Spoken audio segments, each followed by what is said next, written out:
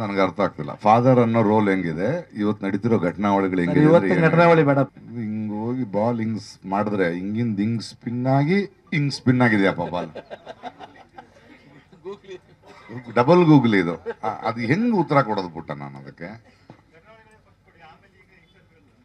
ಘಟನಾವಳಿಗಳು ಎಲ್ಲ ಮಾತಾಡ್ತಾ ಇದ್ದಾರೆ 1.5 ತಿಂಗಳಿಂದ ಅಲ್ವಾ?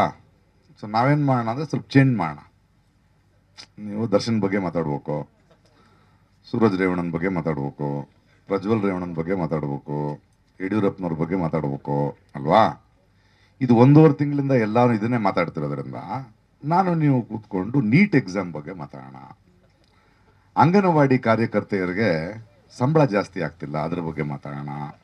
ಆಮೇಲೆ ಆಟೋ ಡ್ರೈವರ್ಸು, ಈ ಬೈಕ್ ಡ್ರೈವರ್ಸಿಂದ ತೊಂದರೆ ಆಗ್ತಾ ಇದೆ, ಅದ್ರ ಬಗ್ಗೆ ಮಾತಾಡೋಣ.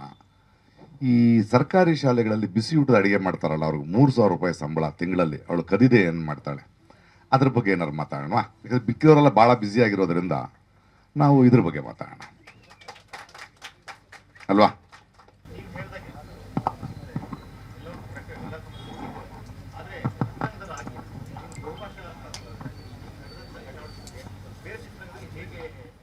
ಬೇಡ ಅದು ಅಂತೀನಿ ನಾನು. 1.5 ತಿಂಗಳು 2 ತಿಂಗಳಿಂದ ಎಲ್ಲರೂ ಮಾತಾಡ್ತಾ ಇದ್ದಾರೆ. ನಾನು ನೀನು ಬೇರೆ ವಿಷಯಗಳನ್ನ ಮಾತಾಡಿ ಅದಕ್ಕೂ ಫೋಕಸ್ ತೊಗೊಂಡ್ಬರೋಣ ಅನ್ನೋಣ. ಕ್ರಿಕೆಟ್ ಟೀಮ್ಗೆ ಅವಾರ್ಡ್ ಕೊಟ್ಟರು, ಪಾಪ ಹೆಣ್ಮಗಳು ಇವಾಗ ರಸ್ಲಿಂಗ್ ಅವಾರ್ಡ್ ತೊಗೊಂಡು ಬಂದಿದ್ದಾಳೆ. ಅದ್ರ ಬಗ್ಗೆ ಯಾಕೆ ಮಹಾಪ್ರಭುಗಳು ಟ್ವೀಟ್ ಮಾಡ್ತಿಲ್ಲ, ಅವ್ರಿಗೆ ಹಿಂಗೆ ಮಾಡ್ತಾರೆ, ಅದನ್ನ ಬಗ್ಗೆ ಮಾತಾಡೋಣ ಜೀವನದಲ್ಲಿ ಅಲ್ವಾ?